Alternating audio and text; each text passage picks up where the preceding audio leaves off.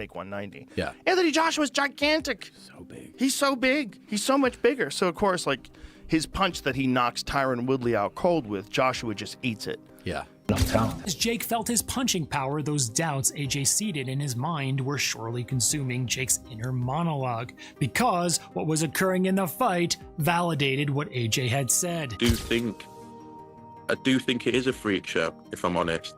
I also think it's dangerous. I'm sat here as a boxing promoter and I see what goes on with the medicals before and after fights and how dangerous the sport is. And I saw Callum Simpson, the fight should have been stopped way before it was. Joe Rogan strongly reacts after Jake Paul takes a career-threatening knockout. He says Anthony Joshua is simply too big and too powerful, calling him absolutely huge. Rogan explains that Joshua landed a crushing right hand at full force, breaking Jake Paul's jaw. He stresses that the strength gap is massive, and fighting someone as big and strong as Joshua is a whole different level.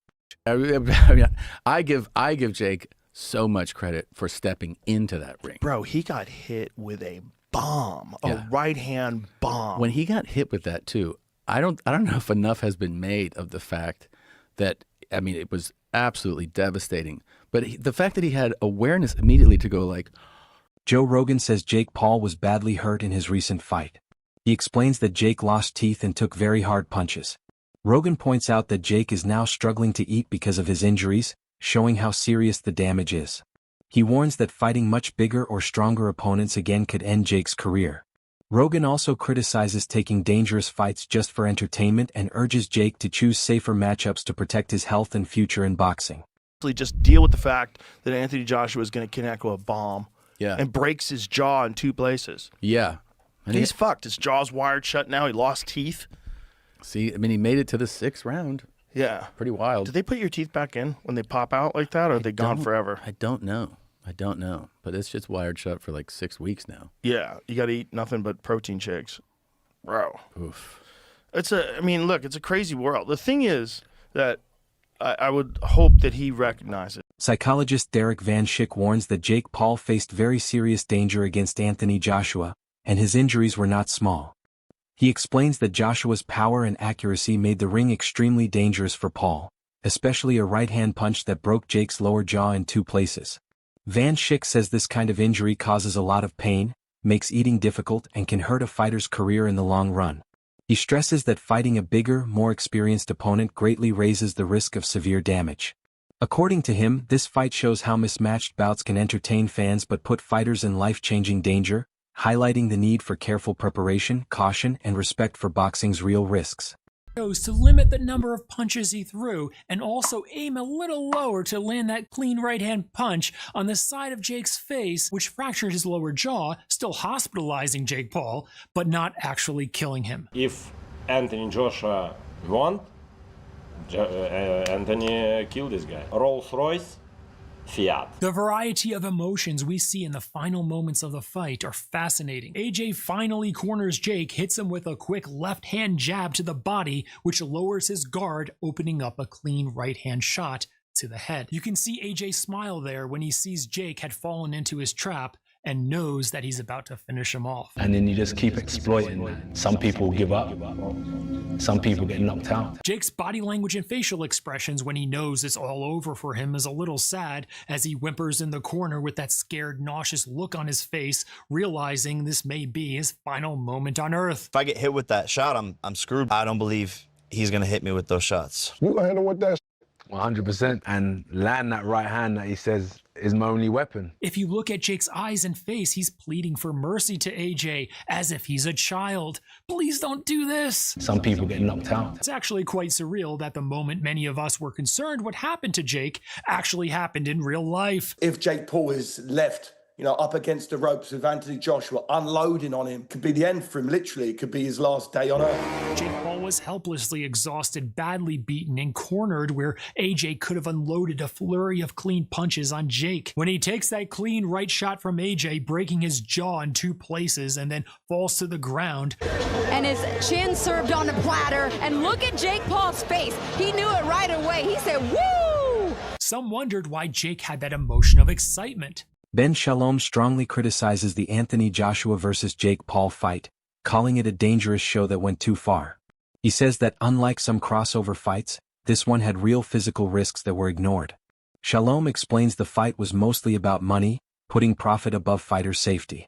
He also blames the officials for not stopping the fight in time, letting it go until serious injury was almost certain. According to him, pushing fighters like this crosses a line, turning boxing into a risky event. The fight is a warning that chasing spectacle and money should never come before health and safety. What's your worldview, Ben, on the Jake Paul, Anthony Joshua circumstance? I mean, a lot of people talking about the discredit it does to boxing. I don't put it in the category of boxing. I put it in the category of entertainment, and Anthony Joshua being introduced to America as a media star. What's your overall view of what it does or doesn't do for boxing? Jake Paul being licensed in a fight that many people think that he shouldn't have been licensed to fight, in a commission that often does that. As a promoter, do you think it's a bad look for boxing, or are you thinking it doesn't really matter? It's not really what boxing's about. I usually and have said in the past that things can be things, you've got to take it for what they are. But in this occasion, I do think it is a freak show, if I'm honest. I also think it's dangerous. I'm sat here as a boxing promoter and I see what goes on with the medicals before and after fights and how dangerous the sport is. And I saw Callum Simpson, the fight should have been stopped way before it was, but was in trouble on Saturday night. It's all a bit of fun and it's all a money grab until someone gets seriously hurt, seriously damaged. And then the whole sport comes into disrepute. For me, it makes a mockery of the sport of boxing. For me, no one in the industry wants to talk badly about it because everyone's lined, the pockets are getting lined. And when you look at that, and kids will look at that, and fans will look at that, and sponsors will look at that and think that that is boxing.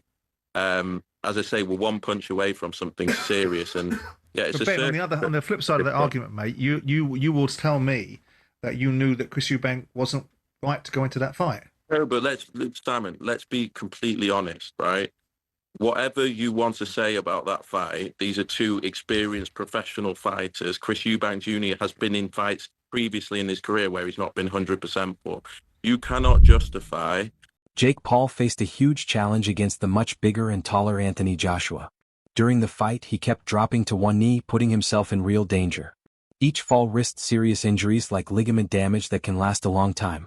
This showed how risky it was for Jake to fight someone as big and experienced as Joshua, and how hard the fight was on his body.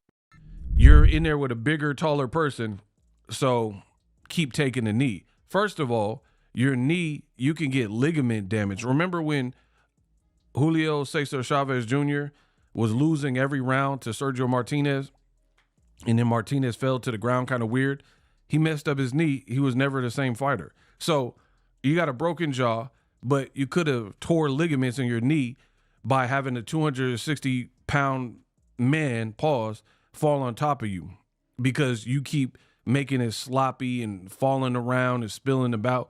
And even if you don't like rupture something or tear a ligament or whatever, it's not really much better than someone leaning on you. Do you know how much energy you exert by having to be like 220 pounds or whatever, 216, and keep picking yourself back up? Like I seen a thing, I didn't count myself, but it said there were 12 or 13, maybe 14 times that Jake Paul was on the canvas. Horrible strategy. And Netflix, I don't even see how they would like that. And for me, this generation they're chopped, bro. Jake Paul did all this, and y'all want me to give a bunch of credit. Jake Paul did all this talking about Joshua getting knocked out. You did whatever to sell the fight, but you didn't make good. That doesn't make you look good when you talk crazy and talk spicy, and then you have no intentions of fulfilling that. And then you got the Jake Paul fans and the Andrew Tate fans, because they lost kind of back-to-back, where they're trying their hardest to turn this into some inspirational story. Like, oh, as long as you try, it doesn't matter. No. Brendan Shaw shared his honest view on Jake Paul fighting Anthony Joshua, saying there was never a real chance for Jake to win. He pointed out the huge skill gap, explaining that Joshua's power, accuracy, and ring experience made it almost impossible for Paul to compete evenly. Shah said that while fans and social media built a lot of hype, the reality inside the ring was very different. According to him, the fight was made more for show than true competition.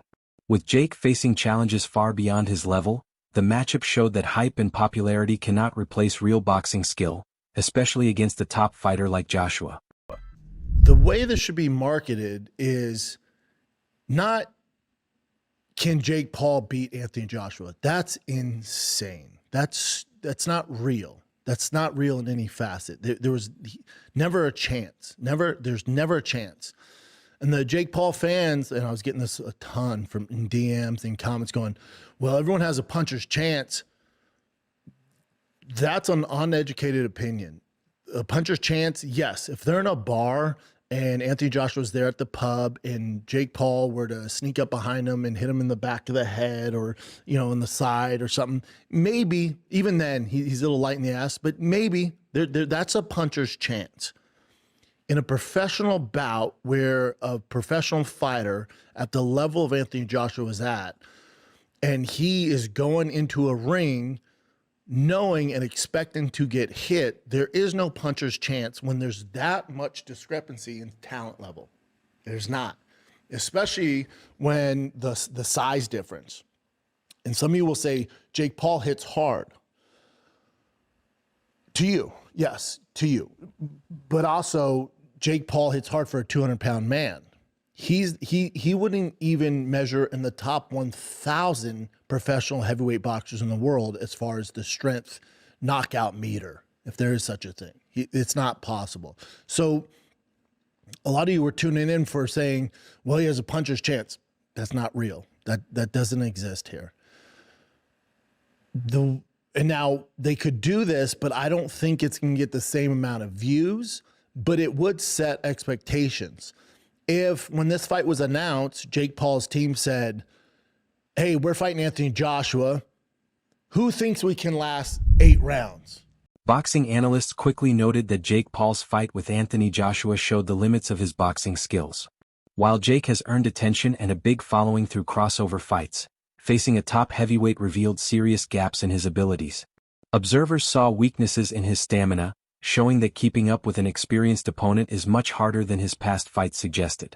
Technical problems were also clear, from footwork to defense, proving that online fame and hype cannot replace years of training.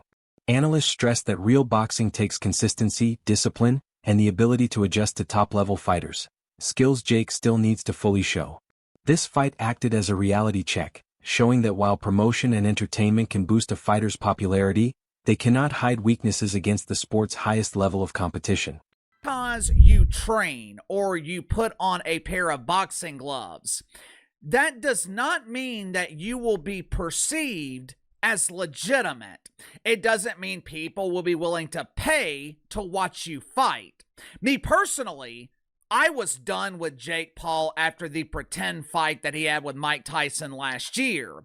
Clearly, I'm not the only one, because viewership for his fight last weekend with Anthony Joshua, it was significantly lower than a real fight between Canelo Alvarez and Terrence Crawford.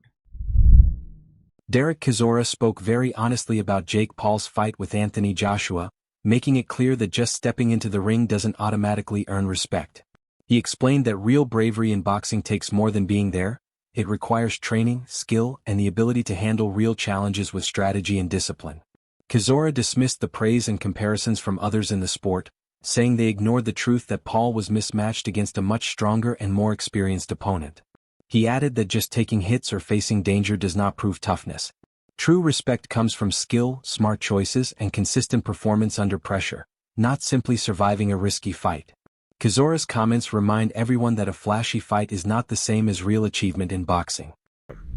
You're fighting someone who you're supposed to it's not supposed to look competitive, he's not supposed to hit you, he's not supposed to go more than 3 rounds, but at the same time, you need to know how to control the pressure. I think AJ's demeanor in the build-up was someone who was like, you know what, everyone's saying these things, but this is how I see it.